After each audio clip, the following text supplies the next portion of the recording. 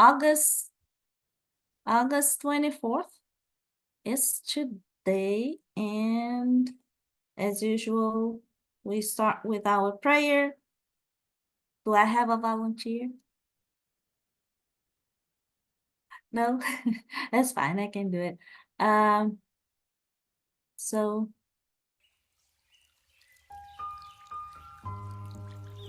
as usual, let's close our eyes, relax our bodies, elevate our thoughts, our vibration as we focus on the higher beings, as we focus on the good spirits, our benefactors, the mentors of this group, the mentors of each one of us, and those who, like us, want to learn from the spirit teachings. They gather here with us right now. So we invite them to join us in today's meeting and to join us in sending good vibrations to all of those who could not be here with us today, as well as those ones facing difficulties, health challenges, or trials, tribulations in their lives. We ask Jesus to send to us the light from his loving heart, and may that light to lead us the way, to lead us through all those moments when we don't feel like we know exactly what to do. May we have the ears, may we have eyes, may we understand the messages that come to us every time we pray, every time we ask for directions. May we have condition to understand. May we have the patience, the calming heart to understand the messages, and also to know that no matter what, we are always guided and protected by our benefactors and the spirits of light. Stay with us, Jesus, today, tomorrow, and always. And so be it.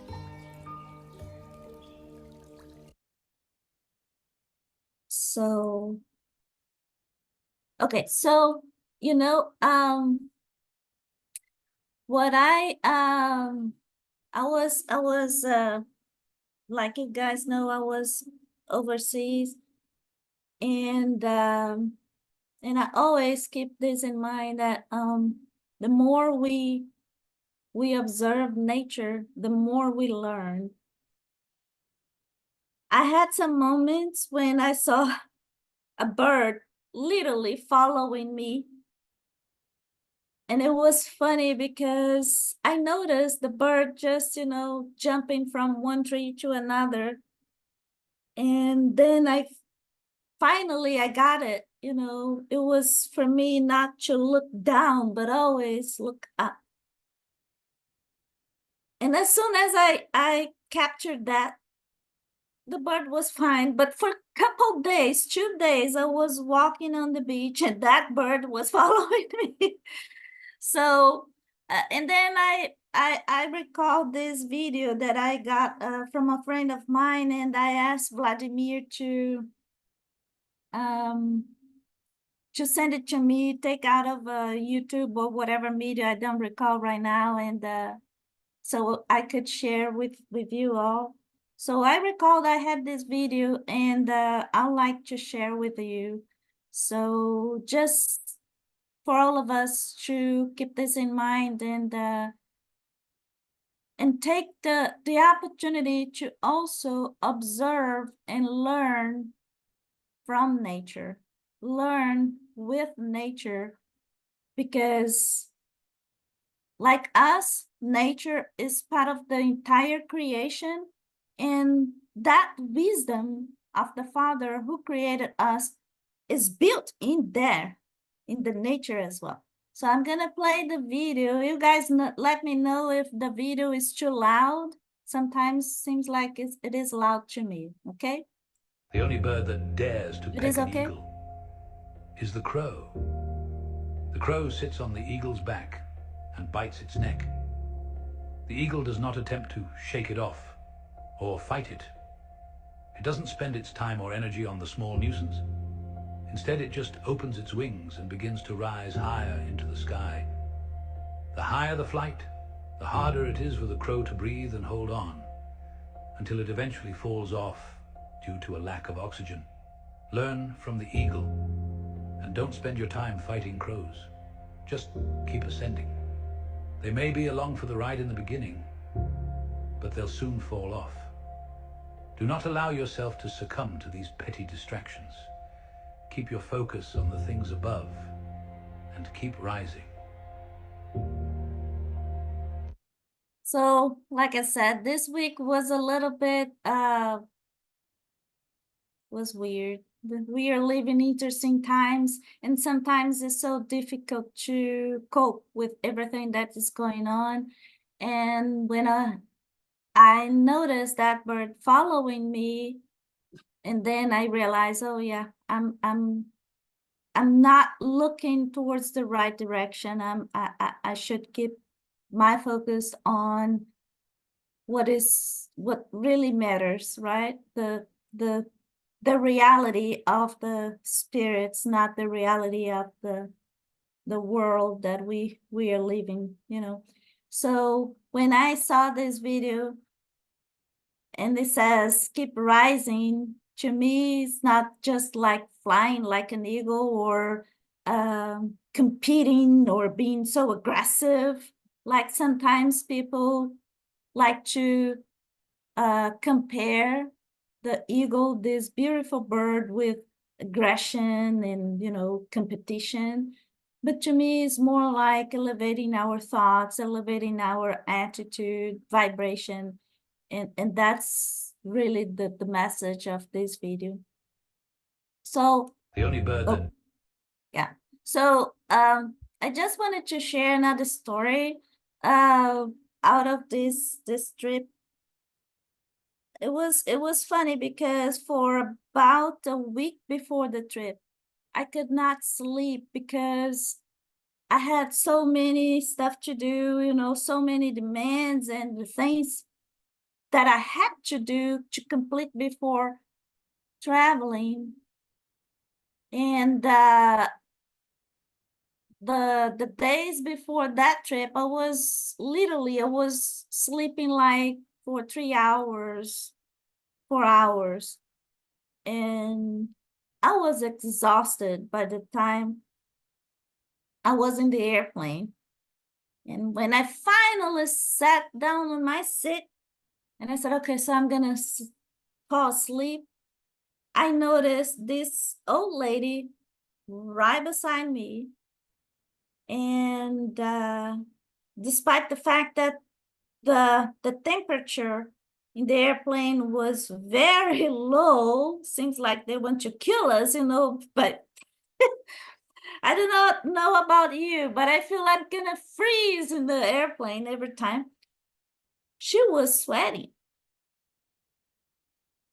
And then I noticed, okay, so something must be going on. I started talking to her a little bit, and I noticed she was very nervous. I had to ask, I said, are you nervous because you were flying? And she said, no, I'm not nervous. I'm terrified. And then she started talking to me all the problems. She, at the end of the day, she was visiting her daughter. She arrived in US was end of May or something. She was supposed to stay with her daughter for about 5 months, but she couldn't do it because the week before she didn't feel good. She was not feeling good. And then, a long story short, they realized that she needed to do a surgery in her heart, and she didn't want to do it that in US. She was terrified. She wanted to go back home and visit with her doctor and, you know, be with her son, etc., etc. And in addition to that, she was at the verge of having a panic attack, literally. So by the time the airplane was taking off, so I said, do you mind if I pray with you? So we hold the hands, and then we were praying and then take off. And after, you know, talking to me for all the troubles, the reasons why she was visiting with her daughter, etc., etc., lots of problems, all of a sudden she said to me, she came back to me and said, I do not know why. I was terrified. I was thinking that probably I'll be one of those people who needs a doctor in the middle of a flight, you know. And then she said, but now talking to you, I feel so relaxed. Like I could even fall asleep. I said, do it, you know, just take your time and fall asleep and relax, because it's going to be good for you. And then I said to her, do not be concerned about anything, because regardless whether you control or you do something to help your son, your daughter, your grandkid, whatever, everything is going to be fine if you just take this moment to take care of yourself. Now is time to focus on you and do not concern about anything else, because at the end of the day, the one who takes care of you doesn't sleep. So it's time for you to get your rest, because everything else is taken care of. So I arrived, and she sent me notes and messages. She's very, there are other things to talk about this, because amazing as it is, I was planning to go to Brazil, and not this time, but another time, to visit a city that I became aware of. And in my mind, I was, okay, so perhaps it's time for me to visit. I'm going to plan something, you know, next year, etc., etc. It happens that that lady, it is exactly from the city that I was planning. I never met anyone from that state. She was the first one. But anyway. What's the city, Anna? Palmelo. Palmelo. It's a city that actually started or was founded because a Spiritist center was founded there. And then the whole city grew up around the Spirit. It was the opposite. It was not a Spiritist center that was created because the demand of the city, etc. No, it was the opposite. So the city was created, was founded because of the Spiritist Center. So can you imagine the energy of this place? I have to go there. So anyway, so I arrived in Salvador, and then I was, visiting my mom, and I happened to be close to the beach, and I had to take my time to this was like 6:30, 7 a.m. And I had to do my walk, right? I had to recharge my batteries. And that was the path that I was following. And every time that I was there, and I have this list of people in my mind, and then I was praying and I was asking for the nature, the forces of the nature to help us, to give us the strength, etc., etc., etc. And I happened to see something on my way back.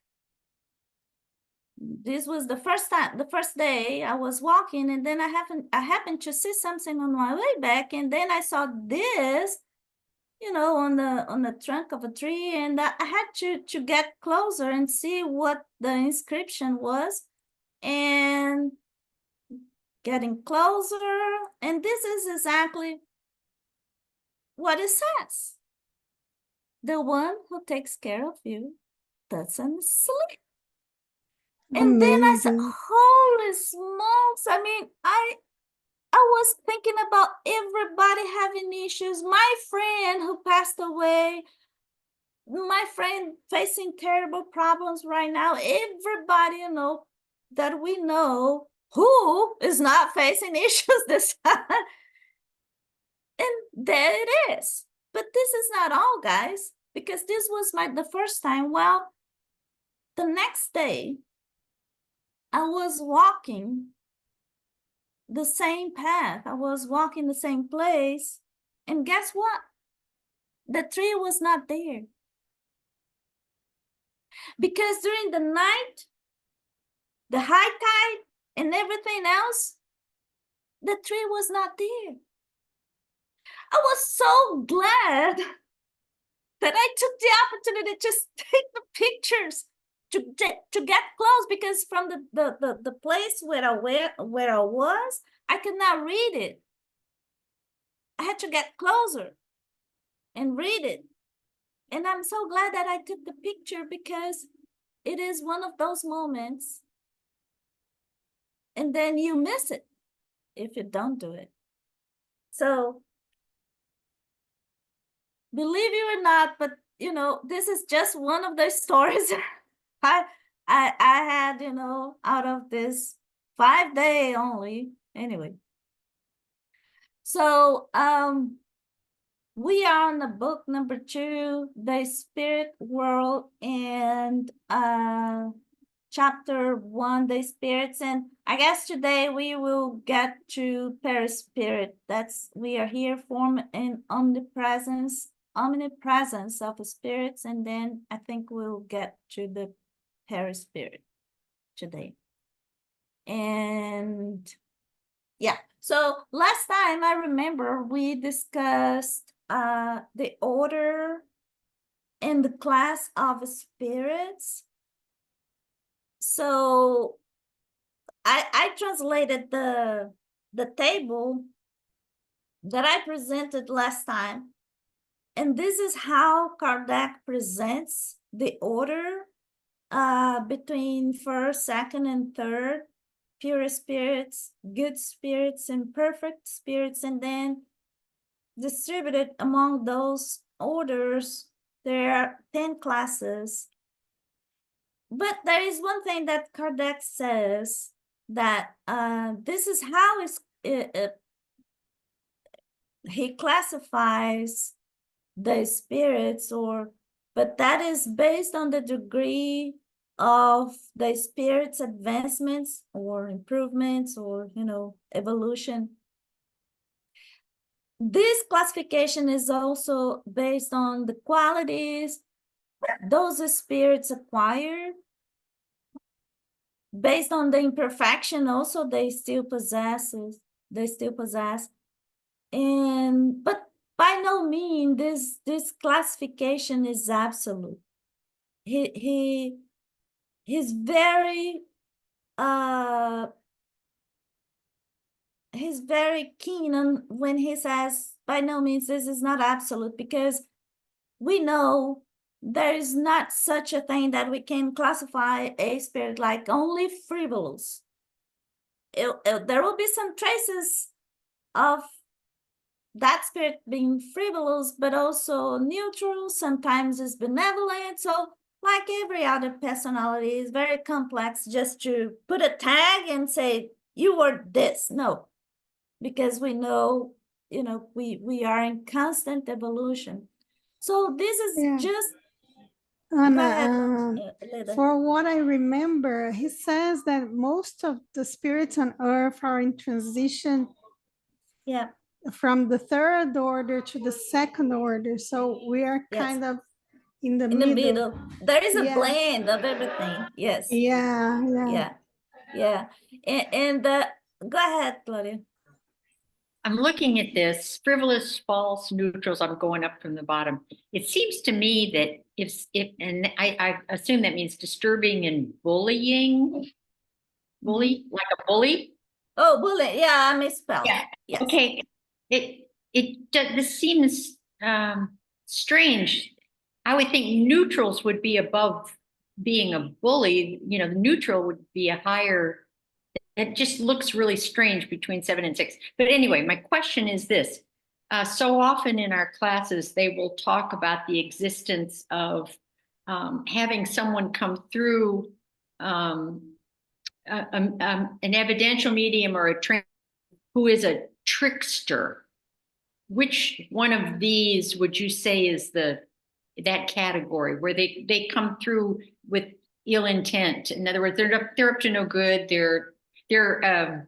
Sometimes they're imitating other people and giving false names of who they are. And I just wondered, in this classification, I think it's the 8th. The false 8th, scholars, right? Scholars. Between the 8th and the 9th, because the ones tricking, right?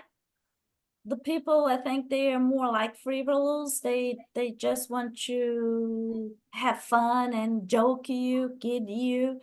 But the ones saying, oh, I am Albert Einstein, I don't know who else. Those are the false scholars. Okay. And that's one thing. When you say, okay, so how come the neutrals are not, in the 6th class as opposed to the 7th? Mm-hmm. But this is not really the truth, and this is not really, this is just a summary, and he tried to classify that based on the knowledge of the spirit, based on the maturity, based on the willing to do good or to do bad. Neutral, there is no definition, right? You do not know whether you are willing to do good or to do bad. There is no definition. I kind of agree with you, why not the 6th class? But this is just a summary. By no means I says, believe, can I try to, I believe that when you say disturbing, bullying, when we start trying to be good, we kind of get very strict. We kind of, we know that we have to do the right thing, but we get so strict because we think that to do the right thing is discipline only, and so you start pointing your finger to everybody that's not okay, and judging everybody. And this is not the right thing to do, because for you to be good, first of all, you have to look into yourself. Like Jesus said, you shouldn't judge anyone. So but it's the elementary part of it. When you start caring about doing the right thing, you are still learning how to do the right thing, so you get very strict about everything and very aggressive sometimes and very and you can't really see into yourself and see what you should do. You start by seeing what the others are doing. Does that make sense to you? That helps a lot because, yeah, there are a lot of self-righteous people. They learn a little bit and then they get real self-righteous about it. So that makes sense to me. That helps a lot. Thank you so much.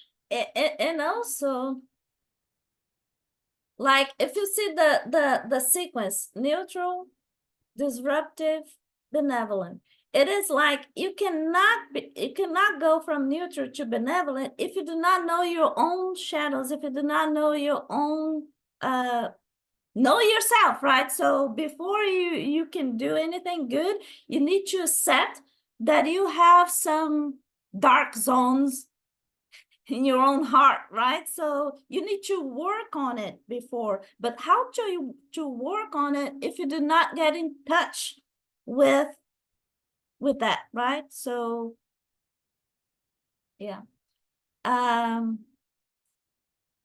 Okay, so and then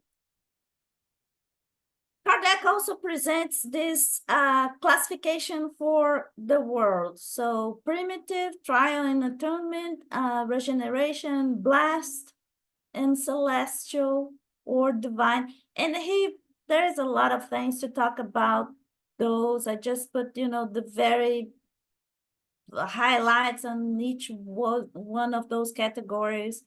But the primitive world is like those worlds destined to receive the first incarnations of a soul. I think in the Kardec book it says human soul, but seems like only humans, right? I want to say first incarnation of the souls just to be more generic. And test and atonement or trial and atonement is where evil is predominant still. Regeneration or regenerating worlds where the souls who have who still have something to atone may absorb some more strength and get some rest in between those incarnations, in between those experiences. It's more like a break. Seems like as you read it, it's a long reading, so I highly recommend. There is a specific area in the book, in the chapter 1 for the spirits. There's a specific area for where he's talking about and describing in more details each one of those categories. And the blessed or happy world is like, it's not that there will not be any evil. Yes, there will be, but good is still predominant. And then the celestial is where the good is absolute. So Kardec says specifically that we are in a trial and atonement, and right now, yes, we are in the process of moving to regeneration. But if you read the Spiritist Review, Journal of Psychological Studies, 1858, that's the review from the edition from March. The title, Jupiter and a Few Other Worlds. Kardec is kind of implying, he says that within the solar system, this is how we could kind of classify according to this category. Mars being the planet less advanced, then yes, surprise, surprise, Mars is a little bit less advanced, is behind Earth. And then Mercury and Saturn is more advanced, so could be, he doesn't say where exactly. It could be regeneration, or it could be already on the way to regeneration. Remember, this is 1858, okay? And Venus is more advanced than Mercury and Saturn. Could be like towards the end of regeneration era, maybe. Uranus and Neptune is more advanced than Venus, and Jupiter definitely the more advanced of all these planets, maybe in the blessed category, maybe. He doesn't say, he doesn't imply, but given the way that he's describing, and he's very how can I say, cautious when he says everything that we are saying here is based on what we gather from the spirits. And he's not saying, well, Jupiter can be classified as blessed planet. He's just describing what he was told based on the spirit messages that he got. So, but as we read one of the books from Chico Xavier, and his mother is visiting one of these planets, I can't remember exactly. Was that Venus, Leda, or was Jupiter? Sorry, Anna, can you repeat it? Remember that book, Letter from a Deceased Woman? Cartas de uma Morta? Oh yeah, I think it's Mars, because that's when you were saying that there is Kardec written that in the 19th century, and later on Chico Xavier was 100 years later, right? So we believe that in between these two moments, Mars has passed the Earth. You know, they have they were behind us, but we stayed. They were behind it, but we stayed back because of our wars, and because one of the things that made Earth not evolve so much was the Catholic Church, because they didn't let humanity evolve, because they stayed in this very strict terms, and so this is one of the things that made Earth get behind. And then in the book, it's Mars. I think it's there is a Carta de uma Morta, and there's another book from Chico Xavier, and in one of them they go to Jupiter, and in the other one they go to Mars. But I'll check with Luis here. Just a minute. Yeah, the one that Jupiter, I think that's the one that she visited, and she's describing wonderful things about that planet. Although the beings that she saw there, they were not what we could say pretty beings, but doesn't matter. It was not it was ugly for her, but but well advanced. Carol, please. Where would you find that article? Where would you find the Spiritist review online? Yeah. If you go to the Kardecpedia, and in Kardecpedia, if you just go to the library, you know, the first page, then you will see all the books that they have in there. So the spirits reviews, they are all there.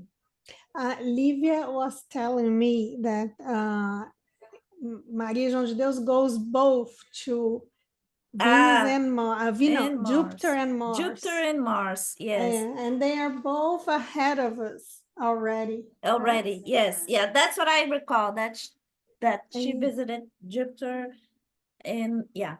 Exactly. She goes to both of them. And there is another book called New Messages from Humberto de Campos. Yes. That also talks about it. Yes, exactly. And that's true, that the wars, the great wars that we had, plus what happened with the Inquisition, etc. Yeah, it did cause a lot of damage to our evolution process. Emmanuel says that we are at least 500 years behind what we should be. Yeah. Okay, so as we saw those classifications right here, so first, evidently we do not have any first class in planet Earth. But like Leda was saying, Kardec is very cautious when he said, wait a minute, most of them, they are between the third order, and sometimes we have some missionaries and they are in the second order. So, but that doesn't mean that our orb, we do not have anybody, from the higher classes. It's just that they will not be so close to the crust, so close to the surface of the planet. There will be also some, if you remember all those layers, there are layers and there are layers, around the planet, and everybody will be like gravity. It's not gravity, this is a terrible comparison, but like gravity, they will stay in their place according to their frequency. The closer we get to the surface, the lower the frequency, the lower the vibration, and the farther, then the higher the vibration. Sorry, Carol. So how come Thomas Edison has his name on the? I don't know this. Everybody asks, okay, so what is Thomas Edison? I have no idea. Just, and I remember I asked Luis the same question, and he said, I don't know where this came from. It's just that, disregard that, because I believe it's because of the book Voltei. I'm back, remember? Because he is in the book Voltei. Yes. So is this graph from the book? No, the graphic is not from the book, but maybe it was based on partially on the book, based on the work of Chico Xavier. How do you spell that? The back? The book? I'm back. I'm back. I am back. Yeah. So maybe that's because of that, because the writer of the book, he used to live in the States, and then he came to Brazil and lived in Brazil and died in Brazil. And when he dies, and he was very upset because he didn't have all the light that he was supposed to have and that he hoped to have. And then his daughter takes him to the United States to see the places where he lived, and to give him more strength. And then he gets an interview for just brief minutes, very like 15 minutes or something, with Thomas Edison. And he says that he lives in higher places. So I believe that's where they take this. Yeah, but whether we know specifically, it's going to be in the 6th zone or 7th zone, we just, this is no telling. There is no telling. But that reminds me something that, for example, when Sonia Rinaldi, when she does her, her studies and researches, so they constantly talk about this station, right? So there are some places where the missionaries stay, and the folks working on scientific researches and missions, then they kind of stay together, right? So perhaps that's what they are talking about. And I can imagine somebody like Thomas Edison staying in the same place like Nikola Tesla, or just because an affinity group. Exactly. Family, yeah. And as a matter of fact, I recall reading the book from the book that talks about the life of Albert Einstein. And I recall this documentary also about Albert Einstein, saying that as human being, he was fantastic. He was great, very polite person, intelligent, as you guys know. But as a father, he was like almost no presence, which means that people like, but those guys, they are spirits that they are highly evolved from the intellectual standpoint, but they still have some room for improvement from things about the heart, feelings and things like this. They're not bad spirits. It's just that they have some lessons to learn still. Yeah, Claudia.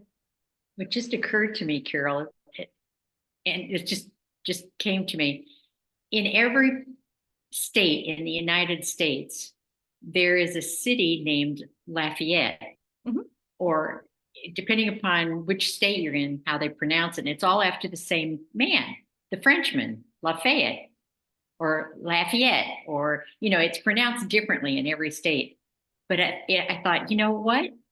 Maybe there's a location of an affinity group that's named after Thomas Edison, and that's the approximate location. It could be. Huh. And the other thing that came to me, it was so interesting because the speaker at the global gathering last Sunday, he talked about how spirits, high-level spirits, they are able to manipulate and use electrical currents to manifest things. And Thomas Edison, we associate him with electrical currents. We can't see it, but we know it's there. It's in the wall. And I could see an affinity group being named after somebody, or called, that's the Thomas Edison group, because they're an affinity group around manipulating the electrical power. It was so fascinating. He said that they could actually form columns of electricity to lift the chair of the trance medium up off the ground, and levitate it. That was the word. Yeah. They can use electrical power to levitate trance mediums. And I thought, there's so much we don't understand because we're human. Absolutely. So many mysteries. Yes. And also, he mentioned Allan Kardec's work several times. He did in his presentation. And Chico's. And Chico, yes, in his presentation. I was surprised. I mean, it was good. Yes, he talked about how remarkable Chico's work was. He did that at least 2 or 3 times. And Allan too. Yeah, he's a researcher, and he studies miraculous people who have operated with spirit, over centuries. And part of his research, he gained this great appreciation for Kardec and Chico. And you know, when you say there's so many stuff that we do not know, it's absolutely it's so true, because for example, I recall this time when a spirit took me to see how those electric current, how they are maintained, and how we, with our prayers and with our thoughts, we are the ones helping to maintain those electric currents in a good shape. Can you imagine that? That a simple prayer, we think it's simple, but they know the value. And sometimes when we think about, okay, so I'm gonna say a prayer for my cousin, or yeah, your cousin will benefit from it, but sometimes what you are asking for your cousin is not necessarily what is supposed to be for your cousin's own benefit, right? And no prayer, no effort, no vibration is wasted, because they still take that energy, you know. So it's amazing. And I remember when I saw that, you know, what they showed to me, I said, what I'm looking at, I do not understand. And I said, well, those are the electric current, and how they spirits, how they travel across those. It's like a roadmap. It's like a roadmap for them. And when those electric current, when they crosses, those are the points of high energies, when we, you know, that everybody's talking about, oh my goodness, you know, those are, so it's just that, you know, crossing the electric currents. And yeah, we help them with our prayers. So many things that we have no idea how powerful simple tools are, and we know we have them available for us, we just don't use them, because it's so easy to say, I don't believe in those kind of stuff, you know, I can't control my own destiny, blah blah blah. But anyway, yeah. Okay, so sorry. An interesting data that you have there, yeah, also, is that you have many more people that are in the spiritual world. It's in Portuguese, so I don't think everybody saw that. But you have like people living on Earth. It's like 30 billion, which means it's 6.5 billion incarnated and 23.5 billion in the spiritual world, right? So we have much more people in the spiritual world than incarnated. So that means that it's hard for us to, we should profit our incarnation very much, because we'll stay longer there than here. Because many people say, oh, there's a line for you to come to reincarnation. So of course there's much more spirits there than we have people incarnated here. So we have to do the best of the time that we have here, right? Yeah, that's true.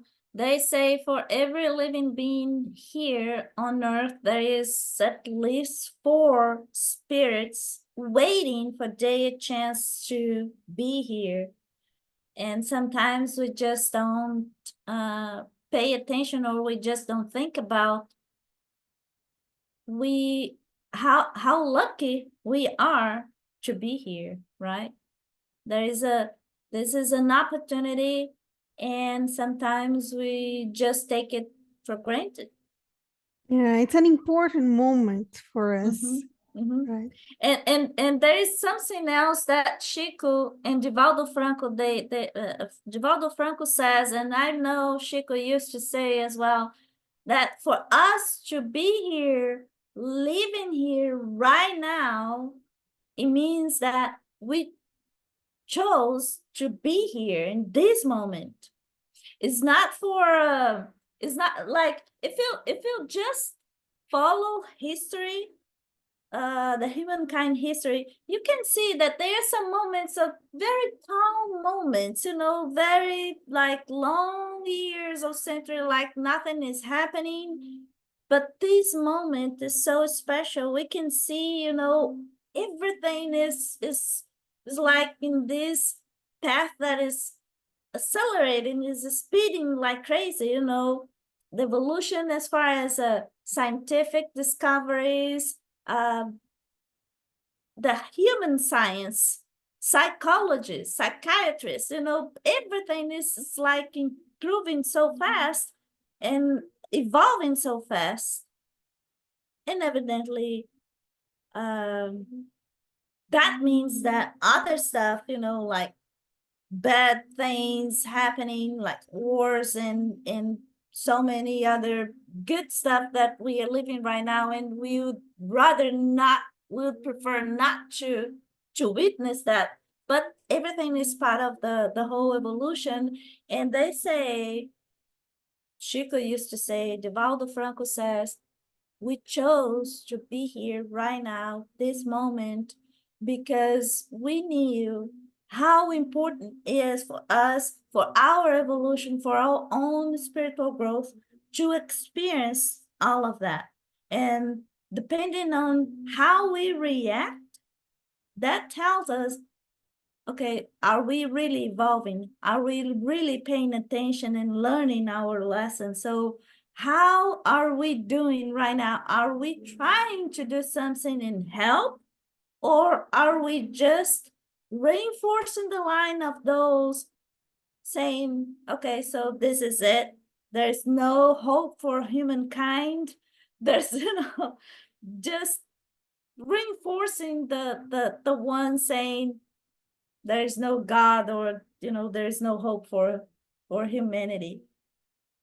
That's why it's so important for us to be in this journey of trying to understand a little more, study, continue study, and I don't want to say doing good, but at least trying to do good, right? That's very important, to be in that attitude of trying to, even though sometimes it's so hard for us to get up and do things during the day, because sometimes we just watch the news, and the news, they're so bad, etc., etc., and all the challenges that we have to overcome on a daily basis. But as long as we continue, we keep on trying, that is the right attitude that we should maintain. Okay, so last time we said, when the question was, when a spirit travels, is it conscious of distance it travels and space it crosses, or is it suddenly transported to its desired destination? And the answer was, a spirit can travel either way if it so wishes. It can be aware of the distance. It can completely disregard the sense of distance. This depends on the spirit's will and degree of purity. So that's one thing, though, we have to keep in mind, that when this, especially if we are talking about an incarnated person, like Leda was saying, the mother of Chico Xavier, she traveled to Jupiter and Mars. It was not exactly her spirit, it was her mental body sometimes. But if the spirit is deceased, yes, then the spirit was traveling. But as long as we are talking about incarnated person, if that person is taken to another planet, like Chico did, then it is about the mental body. It's not specifically the spirit of that person traveling. Yeah, So there are occasions when the spirit needs to think about it, to meditate, and then the spirit needs to see the path, that the distance and the path to acknowledge the yeah, distance to and the complete time, the right? task Yeah. in a better way, right? Yeah. I think in this book, I'm Back, he's very aware of the time, right? And the distance. Yes. Yeah. Because it's important for him to meditate about it. Yeah, that's true. The next question is, do spirits have the gift of omnipresence? I do not know how to pronounce this word, omnipresence. In other words, can a spirit divide itself or exist at several points in space and time at the same time? What do we think? There are some people out there saying that we can divide and be everywhere. Is there such a thing that we can divide? I don't think they Or can split? divide themselves, the spirit, but they can project. Like Chico had this, that people have reported that about Chico, that sometimes he was psychographing a book or a message or something, and he was in the spirit center, but at the same time out there was some sort of fight or problems, and he showed up in the police station and asked for the sheriff to go there. So it's not that he divided himself, but he his physical body could be there, and he could project himself over to another place. Yeah, his conscience, he could project his conscience to another place. there is this story as well that a reporter tells. I forgot the name of the journalist, but the journalist, he traveled. He was very sad because he had to travel from one city to another because he became aware that his brother passed away, and he was very sad. And in the airplane, he noticed that Chico Xavier was traveling beside him, and Chico was talking to him, and Chico was telling him the situation of his brother, and did help him a lot. I mean, did help the journalist a lot. And at the end of the flight, he was asking, okay, so I want to talk to Chico, because everybody was going to different places. And then he said, I want to talk to Chico just to say thank you. And he found out that Chico was never in person in that airplane. Chico was psychographing in his own city. So he was able to do that because he was able to project his mind and be seen and heard elsewhere, right? So that's why that's exactly what the answer is. A spirit cannot be divided, but every spirit radiates in all directions. It's like the sun, right? We can see the sunlight everywhere we go. That is how a spirit may appear to be in several places at once. The sun is the sun is only one body, yet it radiates in all directions, and its rays of light travel great distances, but it is not divided.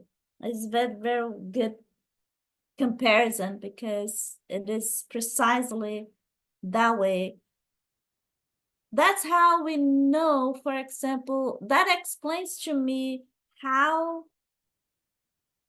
at the same time that, for example, Jesus was walking in the Galilee area, the other civilizations, they were talking about this man that showed up and talks about beautiful things, etc., etc. Could that be Jesus just walking, among other civilizations? Anyway, but it is very interesting theory. Anyway. Now with the internet, we can understand it better, right? Because I'm here in Brazil, you are in the United States, and we can talk through internet. So, and we can, but our attention is only in one place. I'm here, I'm at Luis and Livia's house. I can talk to them, I can talk to you, and but I can only do one thing at a time. But my body's here, and I can be there with you. I can be in many places if I send messages to many places, right? We can multitask. Yes. Yeah, it's wonderful. Gloria. It occurs to me that it's possible that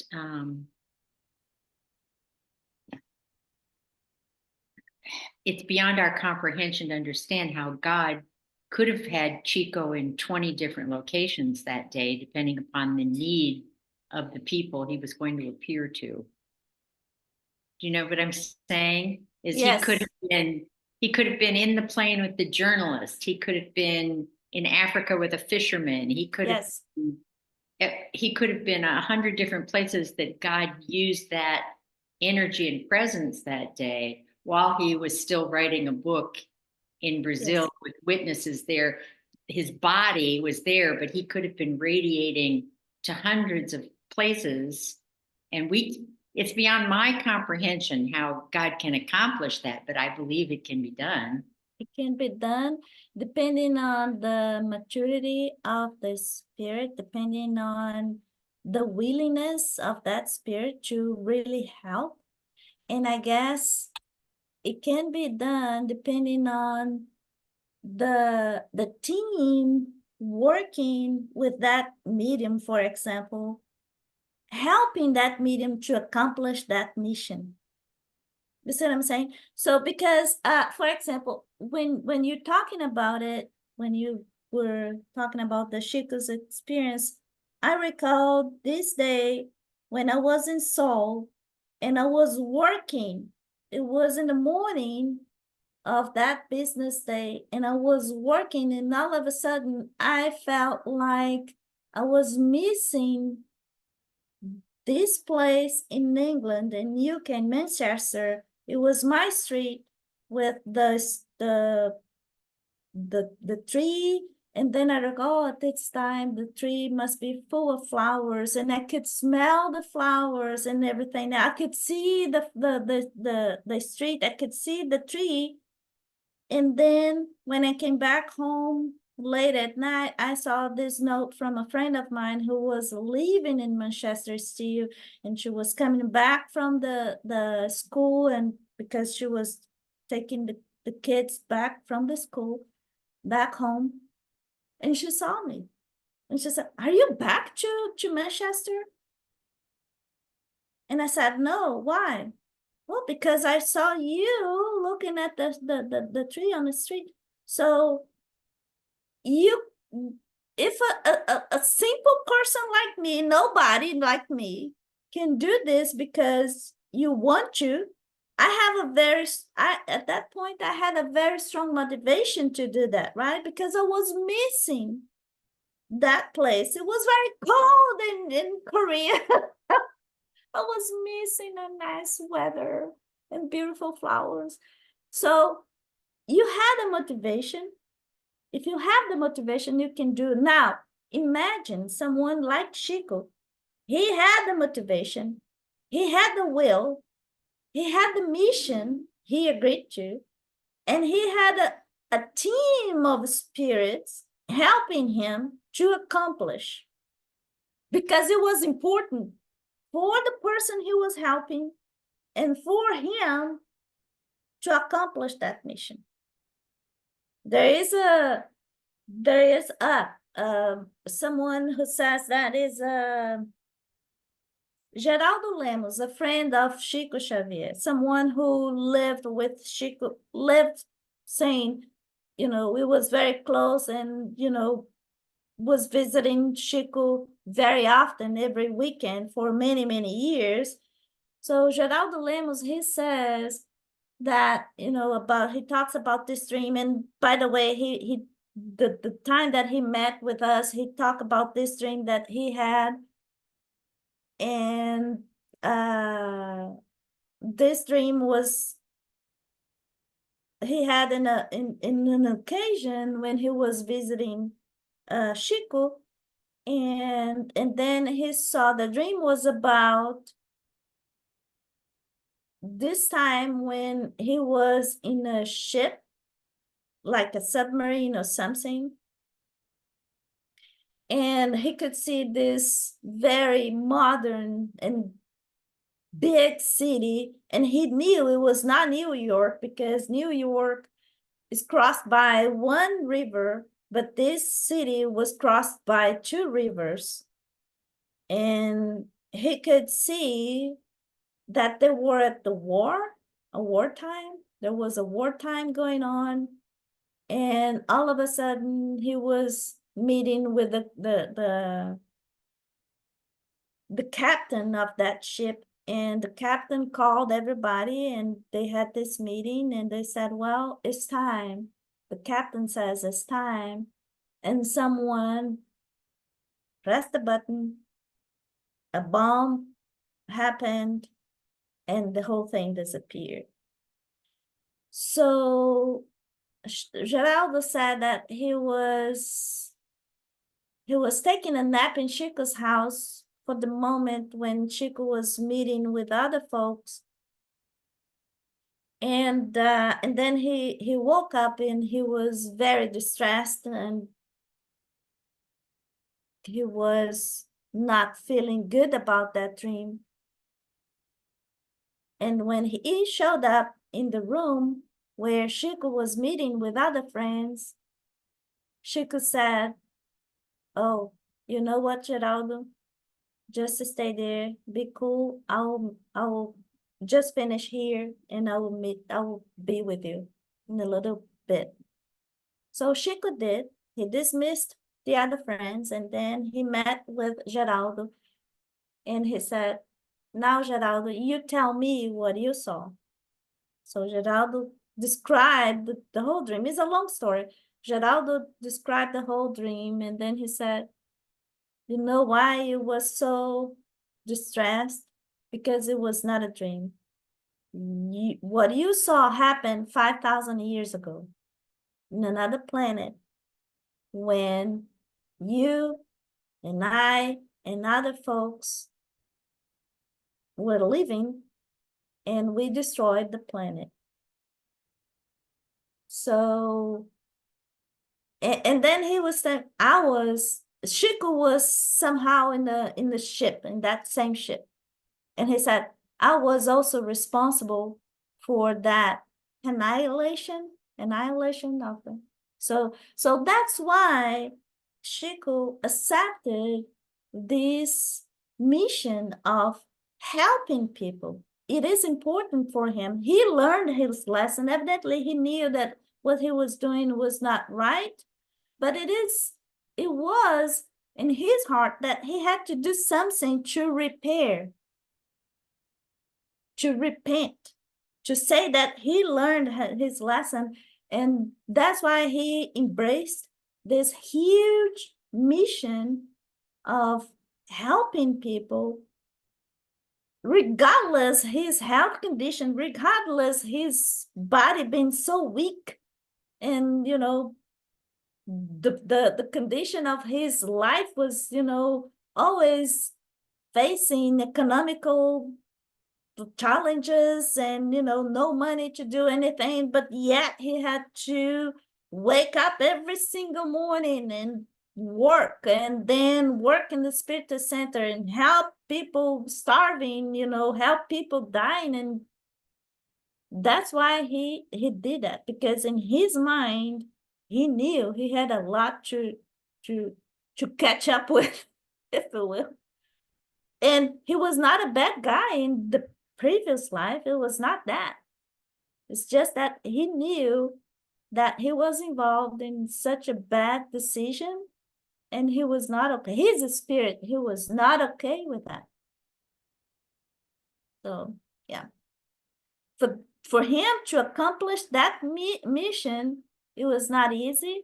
He needed the help of many, many other spirits, and he was 100% successful. So yeah, but he made it, right? He had the strength to do it. He had the willing to do it. So you see how hard it is for us to go up in this scale, evolutionary scale, right? It's hard to hard. move up. It's not easy. It is not just a matter of being good at the heart, because the way that Geraldo describes and Chico tells him, they were not bad people. It was not that. It's just that they were involved in a very bad decision. And in their consciousness, they were not okay with that decision. So it is hard when you feel like you're guilty. So to free up your consciousness out of that guilty feeling is hard. Yeah, but God's helping us all the way, right? Yes, absolutely. All right, so it's 4. Oh my goodness, it's already 4:20 in Houston. So guys, we'll meet next Saturday. We'll continue that side. But this is so fascinating, you know, talking about all these classifications and stuff, and so many things that we have no clue. But this we can. But it feels right.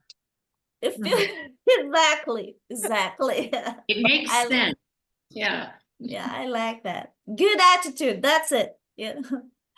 Well, guys, I'll talk to you next Saturday. Have a good thanks everybody. day. Bye, Good to see bye. you guys. Bye, Love Good you to all. see you too. Bye. Bye bye.